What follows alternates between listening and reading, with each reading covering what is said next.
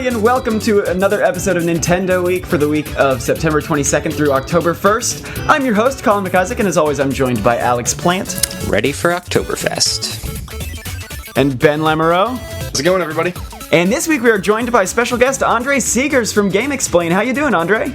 I'm feeling especially colorful today. Oh, that's good to hear. So we're a bit behind this week, as you can kind of tell. We're still trying to figure out a new recording time that works exactly great for all of us. So a reminder, listeners, to please bear with us while we do. If you want updates on delays and things like that, because I don't think I gave you one this week, you can follow me on Twitter. But this week, one of your favorite segments is taking over the episode. We've got a big game corner here for you this week because Gamnesia's review copy of Paper Mario Color Splash has arrived. I've been spending my time on that. Andre, you've been doing the same thing at GameXplain, so we are ready to share our thoughts. So without further ado, let's head to the game corner. Here we are at the Game Corner, a segment where we shoot the breeze about games that have just come out, or games we've been playing lately, stuff like that. Paper Mario Color Splash has officially gone out to the media, and I've been digging into that as much as I can this week. Andre has too. Given that it's pretty much Nintendo's one big title for what feels like forever, we thought that this week we would have a full conversation on Color Splash, discuss whether we think it's worth keeping your eye on, worth getting your hopes up, worth picking up at launch or waiting for a bargain, that kind of stuff. Worth starting a petition to Nintendo to get it canceled, you know, all the usual things. Boilerplate, I'm going to drop a bomb on you guys early and say I think most of you guys listening are going to want to skip out on it. I don't know how you feel, Andre. I'd love to get your thoughts on the game, but wait, skip out on the game or skip on this conversation? Oh, on the game. I'm curious to hear what you think because I have not been so fond of Color Splash. So you're kind of surprising me right now. I was trying to process that. I'm like, wait, what do you mean skip out on the game? I'm actually really. I don't want to get too specific yet. I'm still working my way through it, and the reviews come out in a few days. Right. This is going up before the review, right? Yeah. Okay. But I'm actually surprisingly enjoying it. Like, I was probably the captain of the hate squad when it came to Sticker Star. And I was the captain of the Sticker Star's Fine Squad. What the hell is going on here? Sticker Star. What the hell is going on here? I remember the internet being in an uproar over GameXplain only giving it, I think, a 2 out of 5. So. And in hindsight, I overrated that game. I really did not like anything about that game. See, I don't think I would go back and play Sticker Star again, but for what it was fine. I think the formula worked great for the handheld console of having these structured levels and stuff, but Color Splash is in this weird situation where I think that it basically just copy and paste Sticker Star's formula in every way, but it adds a little bit more sort of story and like character conversations. It's a lot more fun in the ways that older Paper Mario games were, for their like just goofy characters and their general silliness. Wait, what was that word you used there? Fun? Yeah. Yeah, that's what they added from Sticker Star. No, the battle system is so much. The battle system was Sticker Star's worst problem, and I think that they have actually made it even worse in Color Splash. Are you kidding me? Yes. I mean, no. Fight. Okay, so I'm curious. What is it that you think is better about the battle system? Well, okay, so let me be totally clear here. I don't think the battle system. I think it's still probably the worst part about the game. Okay. But they actually fixed the biggest problem with Sticker Star, which was that battles didn't matter at all in that game. It was to your benefit to avoid them, because the only way to earn stickers, or one of the only ways, was to win battles. But by doing so, you actually spent more stickers more often than not. So you would spend more stickers, and you would earn fewer back for winning a battle. So what was the point of battling? Is that not the case in Color Splash? That's what I've been playing for about, I think, 11 or 12 hours now, and I have always just had to go back to the store to replenish my cards. I've only had to go back to the store twice.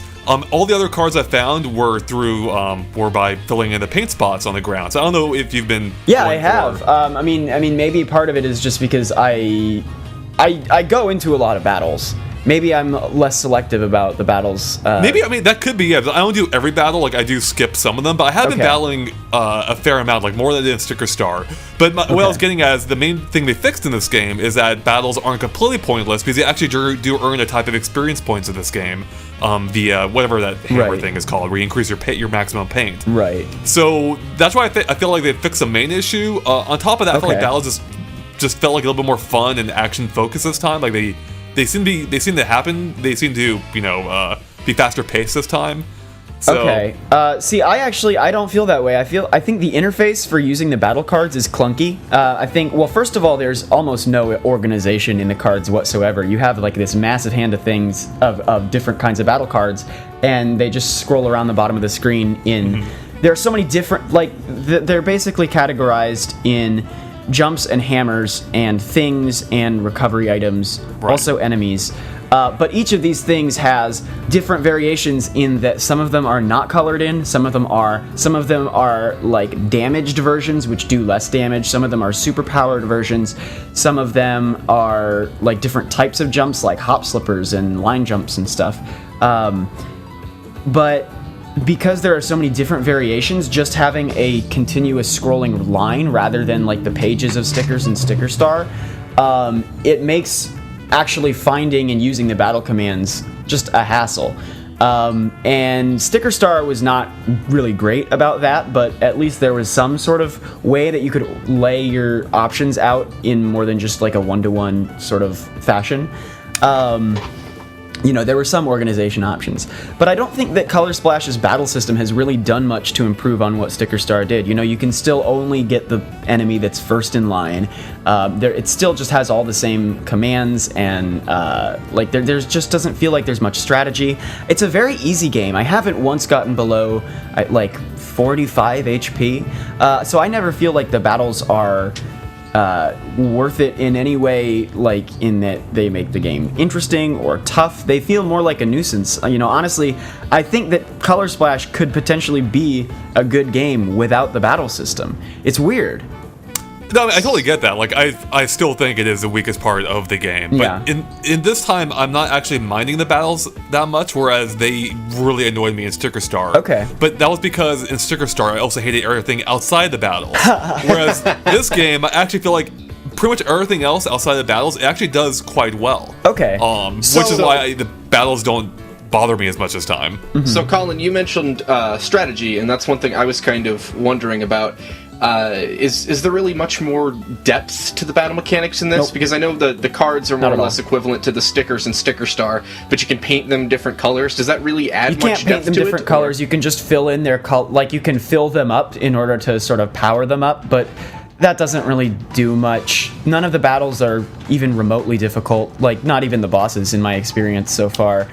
So even if you have terrible strategy, it doesn't matter. The only times I've died were outside the battle. If they had actually made it, a semi-complex sort of card-based battling system, then I could maybe get into that, because I really like strategizing and things like that. But if it really is basically just Sticker Star plus one extra step, then it's not very appealing to me. Here's the main thing that I've been noticing about Color Splash is that it does all of the things Sticker Star did well, so much better. But then the battle system, I think it does worse than Sticker Star. But meanwhile, the elements that made Sticker Star work for being on 3DS are still all present on the Wii U version of the game, which is not a handheld console. You're supposed to be sitting there for long, dedicated play sessions, but you've still got this weird core structure of like a world map and these much smaller sort of contained worlds that I just don't think work very well for a home console gaming experience in a way. Yeah, that was another question I had, because I thought the size of the levels in Sticker Star and the layout with the map and everything was actually perfect for a handheld, but I was hoping... Yeah, absolutely. Yeah, but I was hoping that with Color Splash it would be, instead of lots of small levels, maybe, a decent amount of medium to large size levels, but that's not the case, I take it? I would say they're maybe medium size, but the thing that just seems so dissonant for me is that the course structure sets it up so that you've got like one or two goals within a level. So a lot like Super Mario World or Galaxy, there are like hidden stars within the levels. But the levels are big enough that I don't see why they couldn't have just made Port Prisma a little bit bigger and added like warp pipes and stuff. So like all the other Paper Mario games, you actually go between the port area and the individual levels and worlds, and they're interconnected in this way. I don't see any reason for a world map. I think that detracts a lot from the sort of world building value of Sticker Star, which is a shame, because it's the visuals are amazing. It's so cool. The characters are so much fun, and they're so silly and delightful. Like, I love reading the text. That's probably one of my favorite things about this game. Yeah, I've heard a lot of people say it's got really good, witty dialogue and that yeah, sort of absolutely. I just feel like that is sort of stamped on by the battle system and the world map system just not really being up to snuff. So, Andre, I watched part of the stream you guys did a little while back, and I believe during the stream you said that the level progression was largely linear. Now that you've played a little more, is that still kind of the feeling you have, that most of the levels are really linear? No, it opens up a bit more from the point I was at then. So I reached a point where I actually wasn't entirely sure where to go for like an hour. I'm like, what do I do now? Yeah. But yeah, so it does open up. I don't know if it opens up to the same extent Sticker Star did. Maybe it did. I just can't remember from Sticker Star that much, but it definitely opened up. You know what's funny is I really didn't like the overworld map in Sticker Star. I'm not minding it here that much. Really? And again, I think it's because of just how everything ties together now, for me at least, in a better way. Because almost everything about Sticker Star felt super generic. You go to a generic desert, you go to a generic forest, you encounter generic toads. Even though it had like some of that trademark treehouse writing then, it still didn't make any of those characters distinct. And yeah, a lot of the characters this time still look the same. Most of the toads look like just toads. Yeah. You actually started to get a sense for, like, despite that, some of these characters actually do feel like characters. And that's actually what I like about this game, is it feels like the entire thing has personality now. Definitely. And that's exactly what Sticker Star was lacking. It's just personality and and it sounds like that extends life, that extends to the world too, not just the characters, right? Yeah, it does. Yeah. It totally does. I mean, whereas in that game, again, it felt like you went to like a generic desert that just happened to have a temple. Now you go to like a temple that happens to be in a desert. Like, I know it sounds like a subtle change, but it feels pretty significant in this. Sure. Yeah. And to me, I almost describe it as each of the levels almost feels like a mini 1,000-Year Door chapter. And I might be selling it a little bit high, but yeah, like, it almost feels. I get a little bit of that like 1,000-Year Door sense in this game, which I never got in Sticker Star. See, I think part of the reason for that is that the character, the personality, the added dialogue. I think what's weird about Color Splash for me is that they've kind of found a middle ground between like the older classic Paper Mario and Sticker Star, where the kind of gameplay that I didn't like about Sticker Star and about Color Splash is what's supporting the experience through those really excellent things they've done with its character, its personality, its visuals, its world. And so the fundamental gameplay is feels like a nuisance. It feels like it's detracting from the experience of all the things that they've got right. And that's kind of my overview point, or that's kind of my overview sort of experience with Color Splash. Now, granted, I'm about 11, 12 hours in. I don't know how far you are, Andre. I think we can talk in general terms. I'm just past the third paint star, the third big paint star. So, do you know where you're at?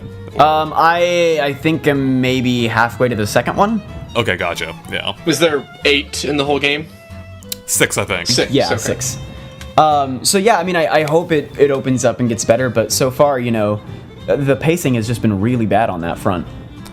Huh? It's just really interesting how we're coming at this from different perspectives. But you like Sticker Star, whereas I didn't. So it sounds like you almost feel like the elements that you may have liked in Sticker Star are starting to wear on you now, whereas since I didn't like anything in Sticker Star, the fact that anything works well this time, like I'm more fond of it now. Yeah, that's possible. I mean, I basically thought that Sticker Star worked for what it was because it was a handheld experience and it was completely different than other Paper Mario games were. That's for sure. It didn't do any of the same things well that any Paper Mario games had, so I basically approach it as a completely different kind of experience. This one goes back to 1,000-Year Door, the original Paper Mario, Super Paper Mario, in a lot of those ways that it's got like the character, the personality, it's got the it's got the wonderful worlds, but it still retains all the same gameplay that made Sticker Star relatively lackluster. And so when it's got things like all the different toads have different personalities, but they still look exactly the same, something just doesn't feel right about that, in a way where I could accept it in Sticker Star because that's just not what it was. Color Splash is trying to do something and failing, I feel like. Interesting, yeah. Another question I had, sort of in terms of how this holds up to previous entries, is boss fights. Because, in the older ones with the RPG battle mechanics, you could kind of do interesting boss fights where you could attack things in the background or attack them on different body parts and things like that. But with this simplified battle system, is there really much to the boss fights other than just picking a sticker and attacking, or a card, I guess? Andre can probably speak about that more than I can. I mean, that basically is it. I mean, the thing is, like, none of the fights so far in the game have been difficult. So I do think they fixed, to some degree, the problem in Sticker Star, where well, kind of. So in Sticker Star, it felt like you get the one thing sticker, and it just demolishes the boss. Yeah. Whereas this time, logic, basically. Yeah. Whereas this time, you still need to find those thing stickers. Like, except this time, it's like basically a key. You can't progress through the boss fight until you get that one thing sticker you need, but it doesn't automatically beat the boss. You still need to continue with the fight. So, and they made that whole process a little bit clearer this time, I feel like, where, you know, you either find the things naturally before the boss, or it's kind of obvious which thing you need. So I haven't found that to be as big of a problem as before, but you still need to find those specific thing stickers or cards to progress. Well, then another question about level progression. There's that new cutout mechanic, right? How's that? Is that terrible. Well implemented, or no? You think it's terrible? It shouldn't be there. I think it's. I don't think there's any reason for it. It's, you know, I didn't think I'd like it. I didn't like it at first. I'm like, well, this seems, you know, kind of dumb and obvious. But there've been a couple of situations since. I'm like, that's actually kind of clever. We have to keep like an eye on the environment to see like which parts line up. And Yeah, I like that, but I think the actual mechanic itself has just implemented in a really bad way. Like, it's slow. You have to switch from the TV to the gamepad, which I am not a fan of in games where it doesn't like really matter.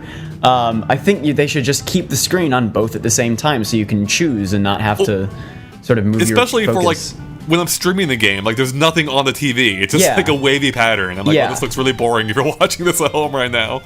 And it's also just in a weird way, the timing of the screen switch is just not. I don't know what it is, but for some reason it's not handled well. It always throws me off.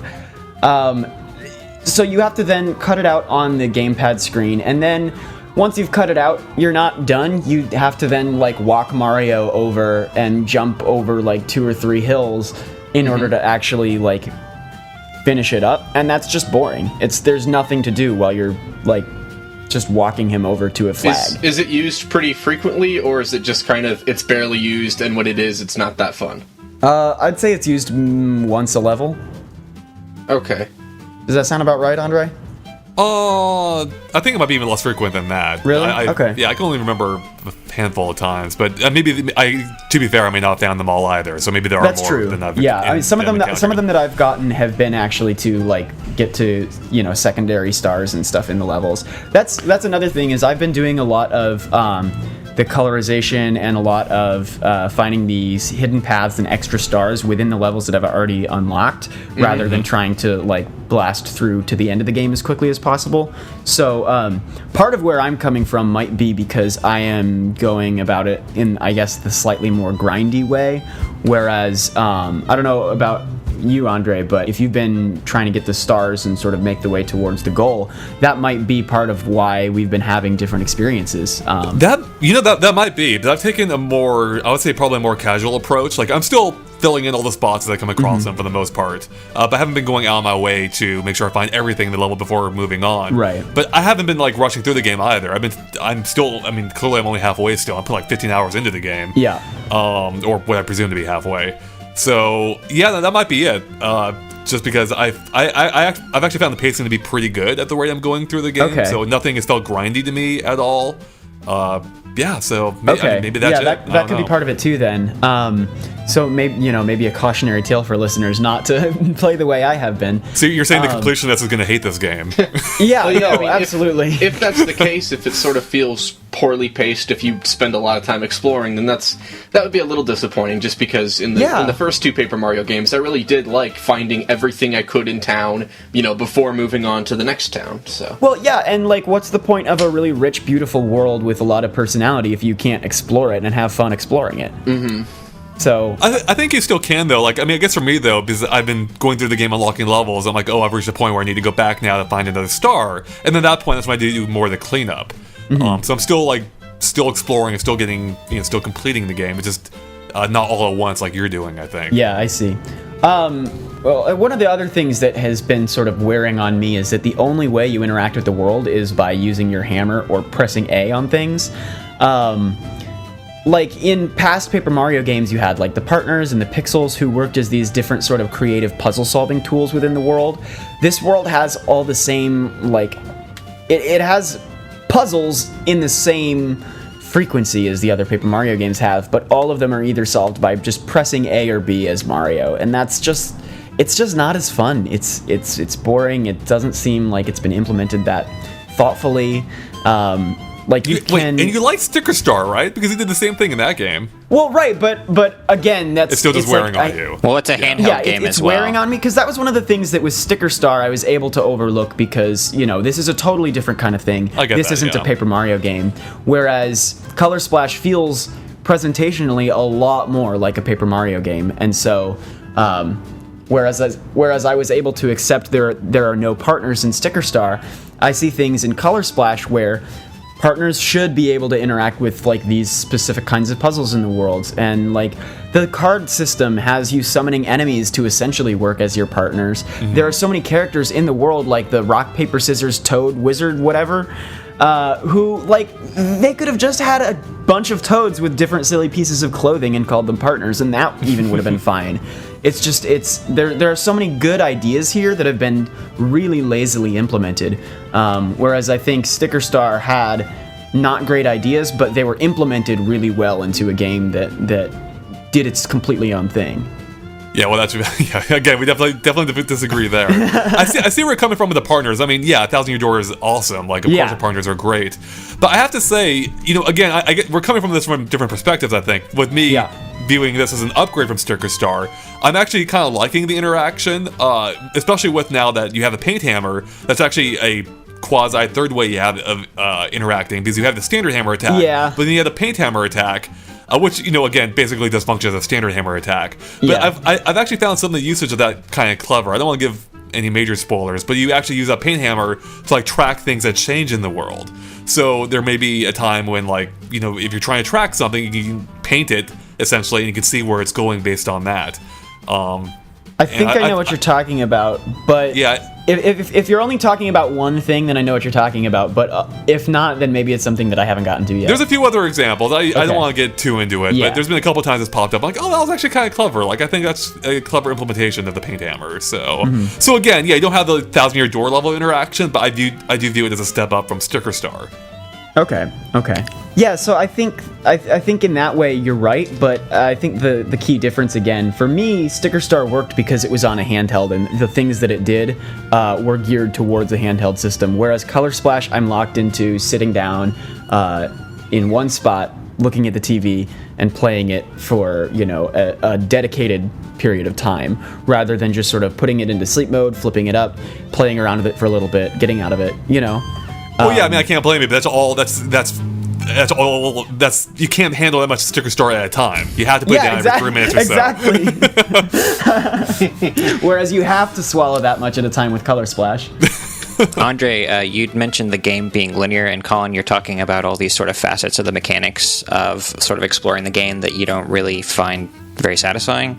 But the thing that I guess I'm most anxious about, having skipped Sticker Star and not really knowing anything about where that game went, is one of the problems I have with the Pokemon games is that it feels like the maps got less and less satisfying to kind of move around. And I'm kind of wondering if, on the whole, how do the Sticker Star map, or I should say the Color Splash maps, sort of map to the early Paper Mario games?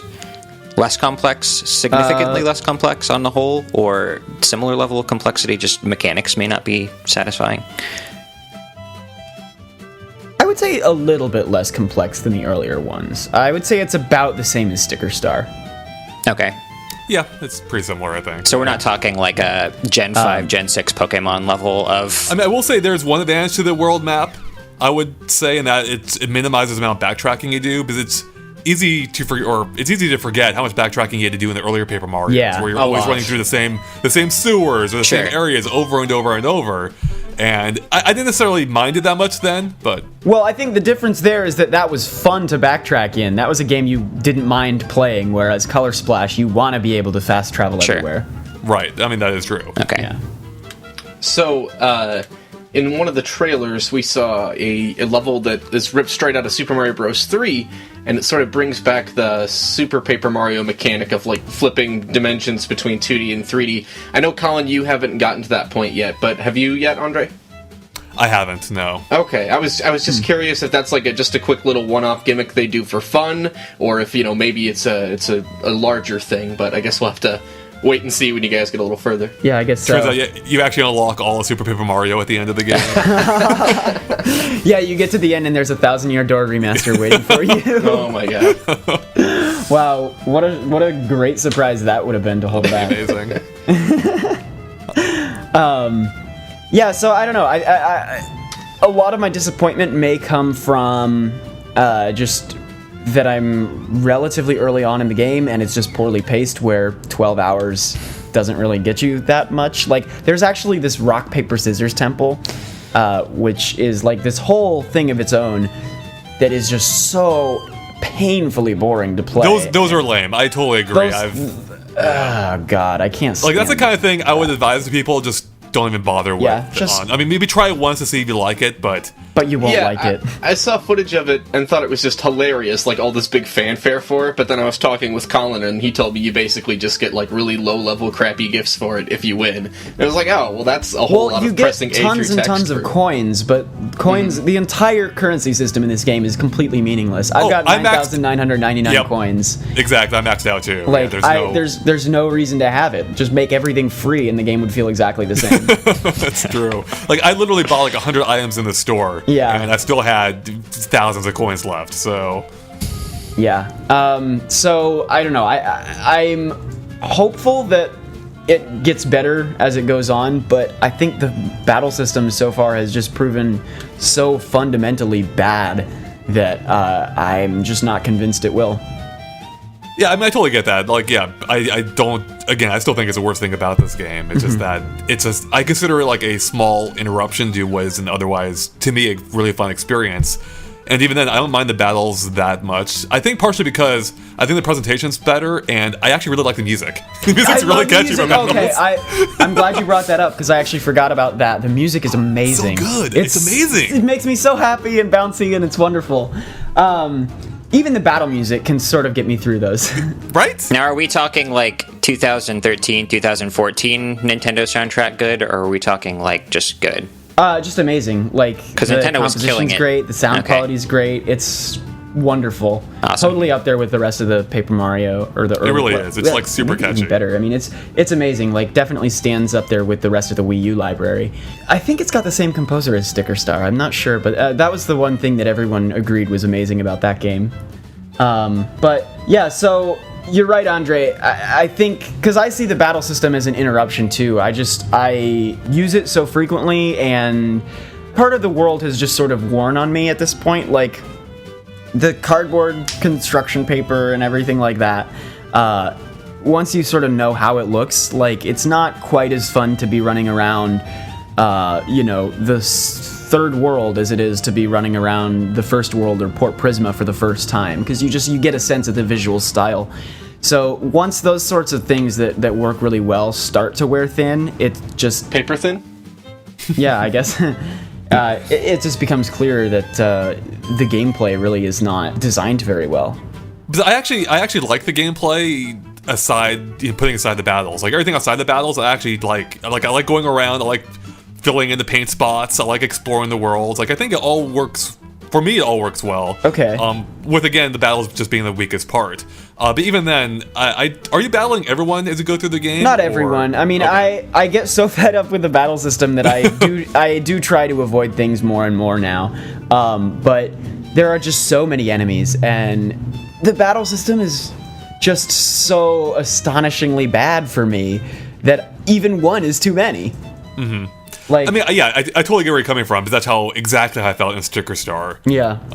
But yeah, in this case, I'm just not minding as much compared to before. I think with just I just like everything else about the game so much. So this is interesting coming from these two different perspectives, and it is. Yeah, and I think part of it is just simply because it's on the Wii U rather than the 3DS. If this were a straight sequel to Color Splat or to Sticker Star on the 3DS, I think I would be enjoying it a lot more, because you can just sort of open and close it and deal with it in chunks as small as you want, whereas on Wii U you have to sit down and basically just dedicate significant time to it.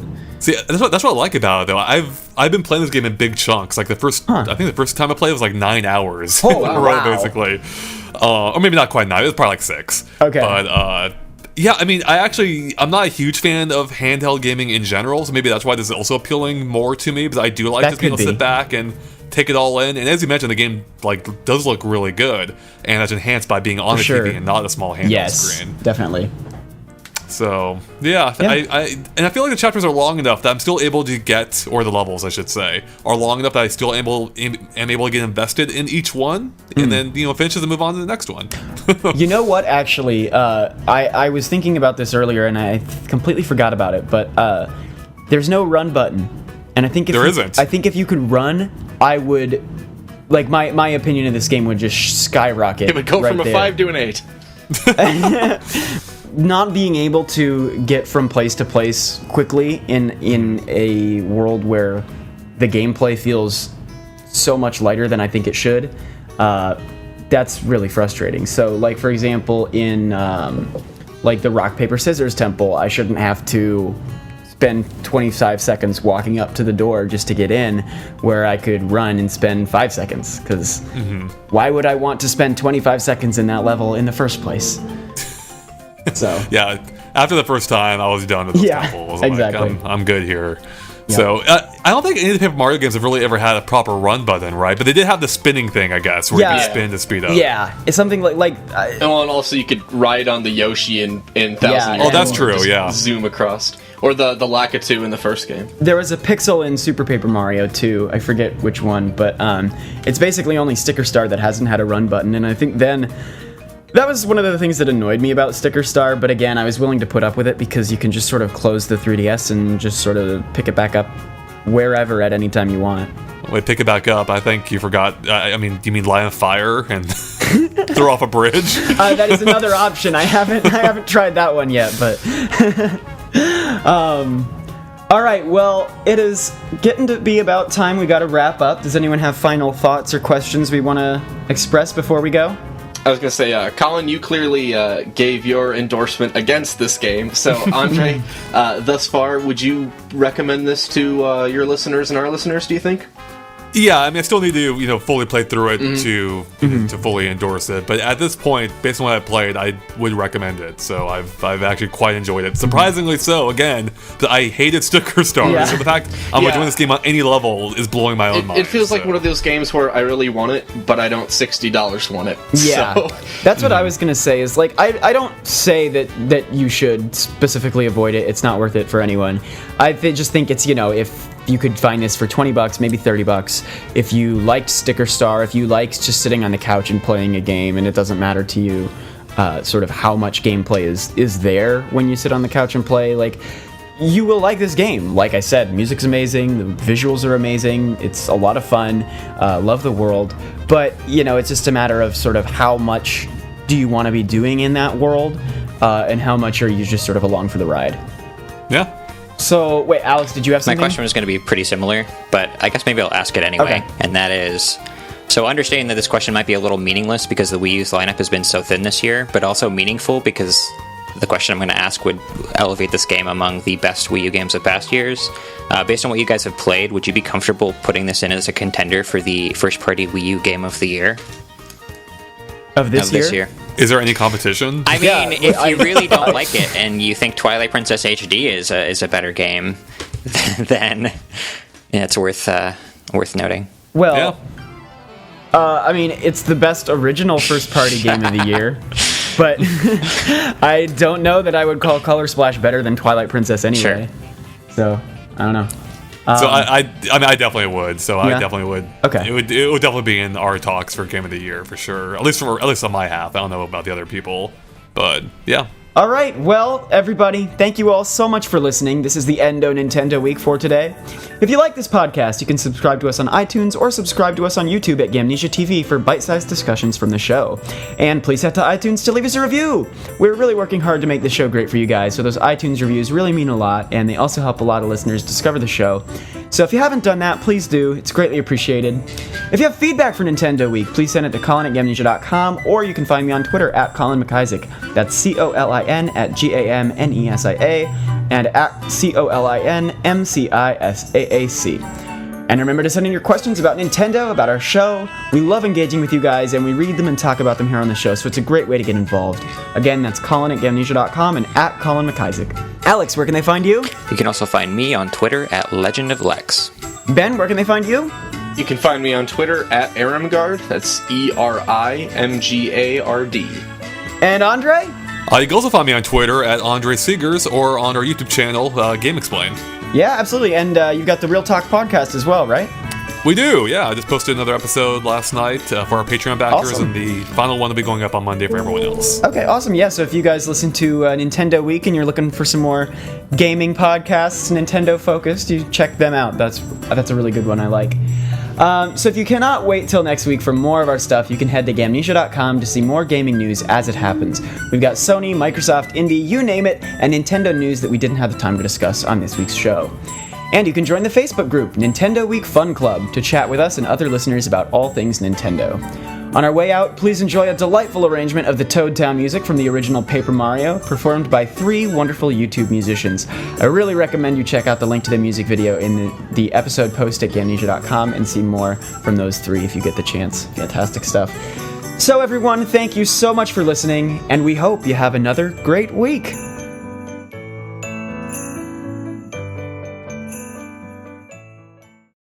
Hello everybody, thank you for listening to this Nintendo Week Clip NWC. If you like what you hear, please subscribe to us here on YouTube for more highlights and discussion videos from Nintendo Week Podcast, or subscribe to us on iTunes for weekly breakdowns of all your Nintendo news, discussion segments on subjects, games, and more, and tons of other features. Thanks for listening, and we will see you tomorrow with another NWC.